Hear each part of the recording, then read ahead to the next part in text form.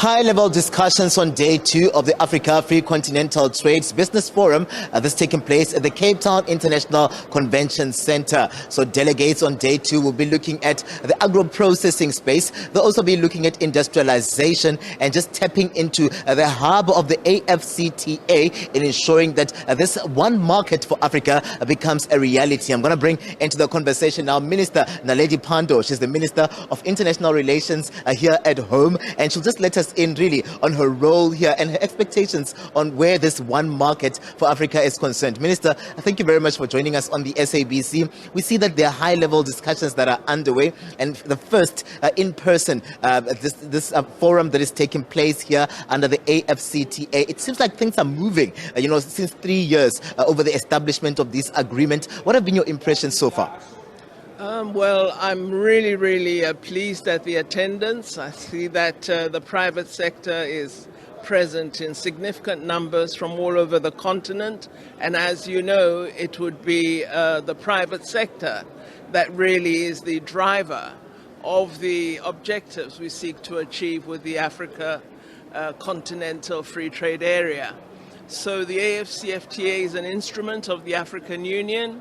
As a member of the Executive Council of the African Union, I work closely with Minister Patel, who is the minister directly responsible on trade and investment matters. So we have collaborated as the two departments in supporting this AfCFTA forum.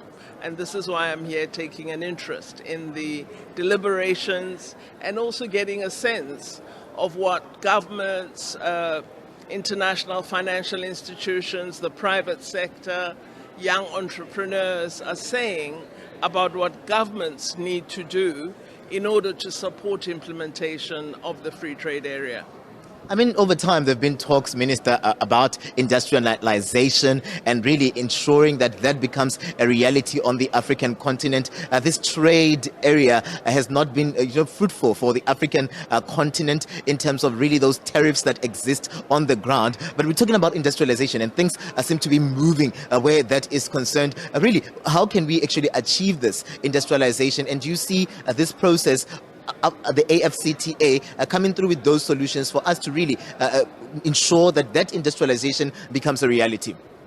I think that the fact that we're having these discussions and the level of detail that is present in this meeting indicates that there's a very strong buy-in to the goals of the Continental Free Trade Area, but also we're seeing examples of greater industrialization on the continent.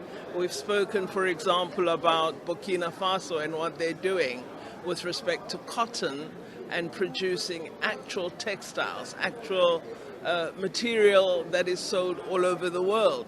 So I think we are beginning to see Africans value add to their natural resources. Coffee and its processing in Côte d'Ivoire, in Ghana, the chocolate making that is now becoming more and more of a fact in Ghana. All of these are important signs that Africans are increasingly saying, let's produce, let's manufacture, let's make good on what comes naturally out of the ground, the earth of our countries, and let's make a reality of the free trade area. Of course, there are barriers. The AfCFTA is meant to address those, and all of us are acknowledging, what the inadequacies are and the gaps that we need to fill. It's not something that will be successfully implemented over a few years. It's going to take us quite a time, but really the inception is here. Things are happening, the continent is moving, and I think that's a positive sign. How do we sift through the challenges that exist on the ground where these economies are concerned? I mean, here in South Africa, we're facing the reality of a stage 8 of load shedding in terms of what the challenges that we've been experiencing. But how do we bypass these challenges, especially where energy is concerned, around this issue of ESCOM and the challenges of energy? Well, I think one of the things we need to do is a mindset shift. We have to begin to think in a different way. We must see a challenge as an opportunity. and seek solutions toward that.